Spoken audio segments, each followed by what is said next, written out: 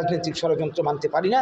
এটাকে বাতিল করে সরকার মানে কি বলবো, নাগরিকত্ব আইন মোতাবেক মানুষকে সবাইকে নাগরিকত্ব দিতে হবে।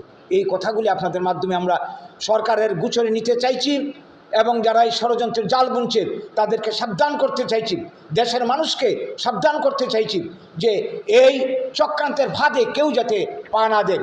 যদি সরকার পিছপা না হয় এই চক্রান্ত থেকে, এই নিয়ে গোটা দেশ জুড়ে মানুষ আন্দোলনে নামবে, আমরা আন্দোলনে নামবো।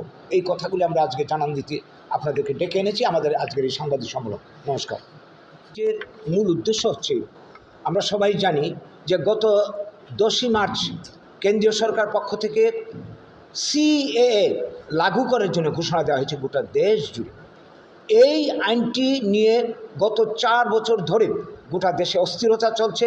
2019 সালে যখন এই নাগরিকত্ব সংশোধনী আইন দেশে লাগু করার জন্য উদ্যোগ নেওয়া হয়েছিল, এর প্রতিবাদে গোটা দেশ জুড়ে আগুন জ্বলে উঠেছিল, আন্দোলন হয়েছিল এবং এতে প্রায় 100 লোকের বেশি মারা পড়েছে।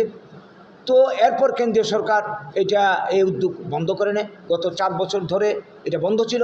এখন নির্বাচনের প্রাক মুহূর্তে আর মাত্র 2-1 দিন বাকি আছে, নির্বাচন ঘোষণা হয়ে যাবে। এই মুহূর্তে এটা ঘোষণা করার পেছনে কী উদ্দেশ্য আছে? আর তারা যেভাবে বলল, যত সহজে বলল যে এই কে আইনের সুবিধা নিতে গেলে যারা 2014-র 31শে ডিসেম্বরের আগে ভারতবর্ষে এসছে তাদেরকে 5 বছর একটানা এই দেশে কোথাও থেকেছে প্রমাণ দাখিল করে অনলাইনের মাধ্যমে দরখাস্ত করলেই তাদের নাগরিকত্ব আমরা দিয়ে দেব। বিষয়টা কি এত সহজ?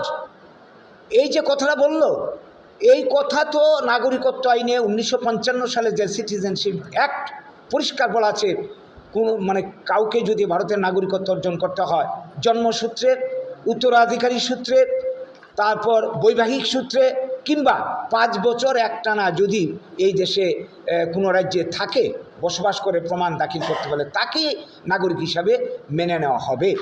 তাহলে তারা যেভাবে বলছে শুধুমাত্র 5 বছর থাকলেই এখানে নাগরিকত্ব দেওয়া হবে, এটা বলার তো কোনো প্রয়োজনই পড়ে না, কারণ নাগরিকত্ব আইনে এই কথাগুলি আগেই স্বীকার করে নেওয়া হয়েছে। আসলে বিষয়টা তা না, পেছনে রয়েছে রহস্য। আমরা যতটা জানি নাগরিকত্ব সংশোধনী আইনের ধারা উপধারা কি, এটা কিন্তু এখনও জানানো হচ্ছে না পাবলিককে, এটা গোপন রাখা হচ্ছে।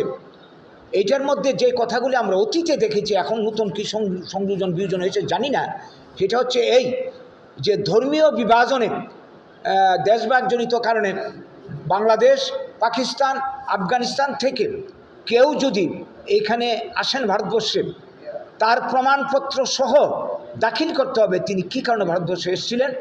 তাহলে আমরা বিবেচনা করে দেখব আমরা নাগরিকত্ব প্রদান করব কি না। সেই সঙ্গে আরও কিছু বিধান রয়েছে।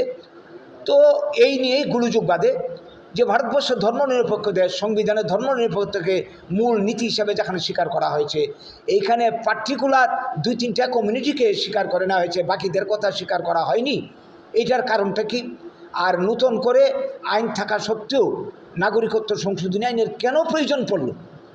তো এই নিয়ে কি বলবো, এখানে গণবিক্ষোভ চলছিল, এখনও বিক্ষোভ রয়েছে।